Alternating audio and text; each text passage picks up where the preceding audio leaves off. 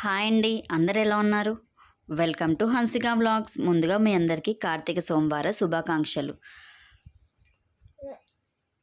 3 సోమవారాలలో పూజ చేసుకోలేని వారు ఈ సోమవారము ఏ విధంగా పూజ చేసుకోవాలి, ఏ విధమైన పూజ చేసుకోవడం వల్ల ఎలాంటి ఫలితాన్ని కలుగుతుంది, శివయ్యకి ఏ విధంగా అభిషేకం చేసుకోవాలి, ఏ అభిషేకం వల్ల ఎలాంటి ఫలితాన్ని ఇస్తుంది, ఇవన్నీ ఈ వీడియోలో తెలుసుకుందాం. ఈ కార్తీక మాసానికి చాలా ప్రత్యేకత ఉందండి. శివకేశవులకి చాలా ప్రీతికరమైన మాసము. ఈ మాసంలో మనం చేసే పూజ, దానం, దీపం, నైవేద్యం, నది స్నానం ఇవన్నీ మనకి చాలా పుణ్యాలని కలగజేస్తుంది.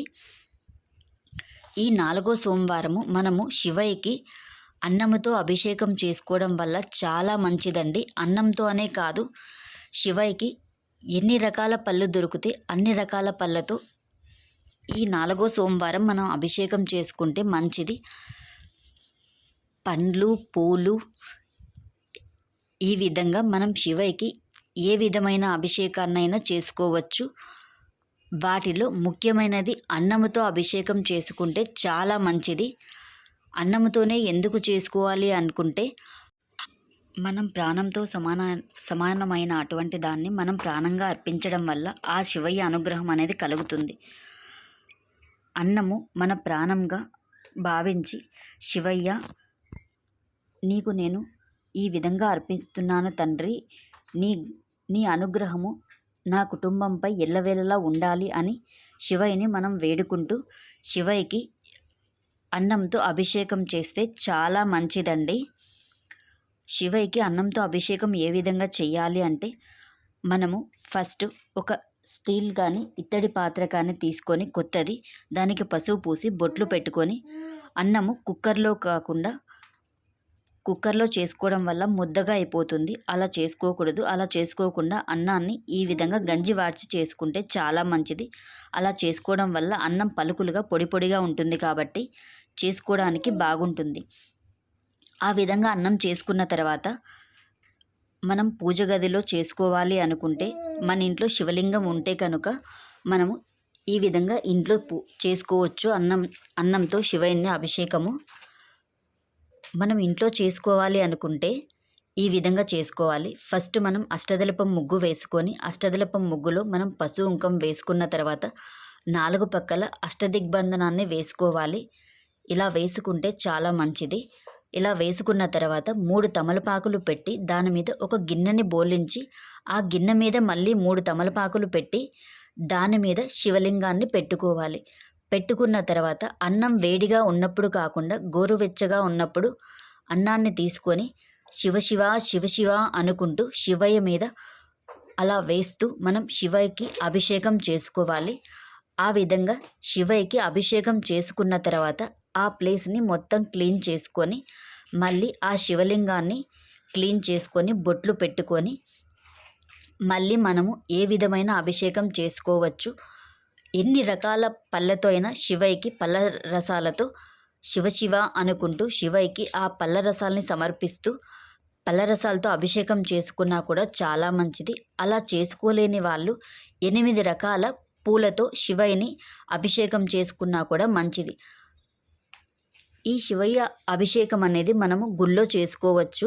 గుళ్ళో చేసుకోవాలి అనుకుంటే సాయంకాలము మనము 5 గంటలలోపు స్నానం చేసి 6 గంటలలోపు గుడికి వెళ్ళి, ఈ 3 వారాలలో పూజ చేసుకోలేని వాళ్ళు, 365 ఒత్తులు వెలిగించుకోలేని వాళ్ళు ఆ రోజు ఈ కార్తీక సోమవారం 4వ సోమవారం వెలిగించుకున్న తర్వాత ఏ గుడిలో అయినా శివలింగం ఉంటుంది కాబట్టి ఆ శివలింగానికి అన్నముతో అభిషేకం చేసుకోవచ్చు. ఈ విధంగా చేసుకుంటే చాలా మంచిదండి. ఇన్ని రకాల అభిషేకాలైనా చేసుకోవచ్చు.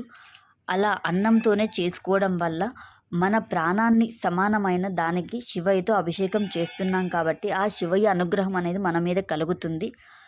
ఇలా చేయడం వల్ల మన కుటుంబానికి ఎల్లవేళలా ఆయన రక్షణగా ఉంటాడు. ఏ విధంగా మనకి కలుగుతుంది అంటే, ఆపద సమయంలో ఆయన ఏ విధంగా ఏ రూపంలో అయినా మనకి ఆయన అనుగ్రహాన్ని అనేది కలగజేస్తాడు. అది మనకి డబ్బు రూపమైనా కానీ, వైద్యుడి రూపంలో అయినా, మందు రూపంలో అయినా, మనిషి రూపంలో అయినా ఏ విధమైన రూపంలో అయినా ఆయన అనుగ్రహం అనేది మన మీద కలుగుతుంది. ఈ విధంగా అన్నంతో మనము ఆయనను అభిషేకం చేసుకుంటే చాలా మంచిదండి. నేనైతే ఈ విధంగా ఈరోజు 4వ సోమవారం, ఆఖరి సోమవారం కాబట్టి శివయ్యకి ఈ విధంగా అన్నంతో అభిషేకం చేసుకున్నాను. చేసుకున్న తర్వాత మొత్తం అంతా మళ్ళీ క్లీన్ చేసుకొని శివలింగానికి మళ్ళీ బొట్లు పెట్టుకొని 8 రకాల పూలతో అయితే అభిషేకం చేసుకుంటున్నానండి. ఆ 8 రకాల పూలు అంటే మనము ఏ విధమైన పూలు పూజకి పనికొచ్చే ఏ పూలైనా 8 రకాల పూలతో మనం శివయ్యని అభిషేకం చేసుకోవచ్చు. అంతేకాకుండా ఈరోజు నారికేల దీపం అనేది పెట్టుకోవడం వల్ల కూడా చాలా మంచిదండి.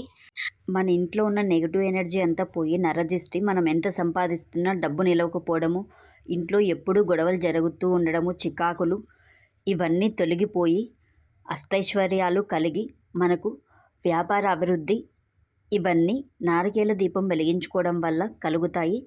ఇలా నారికేల దీపం ఏ విధంగా వెలిగించుకోవాలి అన్నా కూడా ఇప్పుడు ఈ వీడియోలో చూపిస్తాను. నేనైతే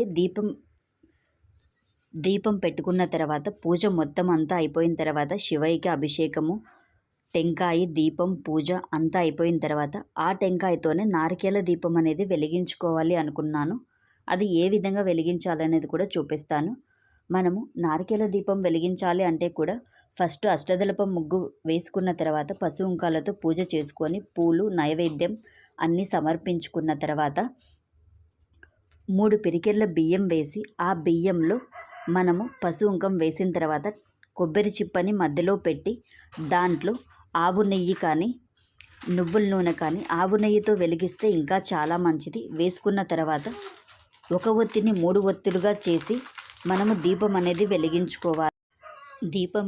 వెలిగించుకోవాలి. ఈ విధంగా వెలిగించుకున్న తర్వాత మనము దీపం, ధూపం మొత్తం అంతా సమర్పించుకొని పూజ అయిపోయిన తర్వాత మరుసటి రోజు ఆ టెంకాయని పారే నీళ్ళల్లో కానీ, నదిలో కానీ, ఏర్లో కానీ వెయ్యాలి.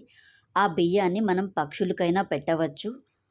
ఈ విధంగా నారికేల దీపం వెలిగించుకున్న తర్వాత ఆ వస్తువుల్ని ఈ విధంగా మనం పారే నీళ్ళల్లో వెయ్యాలి. ఈ అన్నం అభిషేకం అనేది మనం సాయంకాల వేళలో చేసుకుంటే మంచిది. లేదా మనము బ్రహ్మముహూర్తంలో తెల్లవారుజామునే చేసుకోవాలి. ఈ విధంగా చేసుకోవడం వల్ల మనకి ఆ శివయ్య అనుగ్రహం అనేది కలుగుతుంది. నేనైతే ఈరోజు మా ఇంట్లో ఈ విధంగా పూజ అయితే చేసుకున్నానండి. మొత్తం అయితే పూజ కంప్లీట్ చేసుకున్నాను. ఈ విధంగా పూజ అంతా అయిపోయిన తర్వాత నేను ఆత్మలింగానికి కూడా పూజ చేసుకుంటున్నాను. నేను వీడియోలో చూపించిన విధంగా నారికేల దీపం అనేది ఈ విధంగా వెలిగించుకోవాలి అండి. ఈ వీడియో కనుక మీకు నచ్చినట్లయితే లైక్ చేయండి, షేర్ చేయండి, సబ్స్క్రైబ్ చేసుకోండి ఫ్రెండ్స్. పక్కన ఉన్న బెల్ ఐకాన్ని క్లిక్ చేయండి. ఇలా చేయడం వల్ల నేను చేసే ప్రతి వీడియో మీ వరకు రీచ్ అవుతుంది.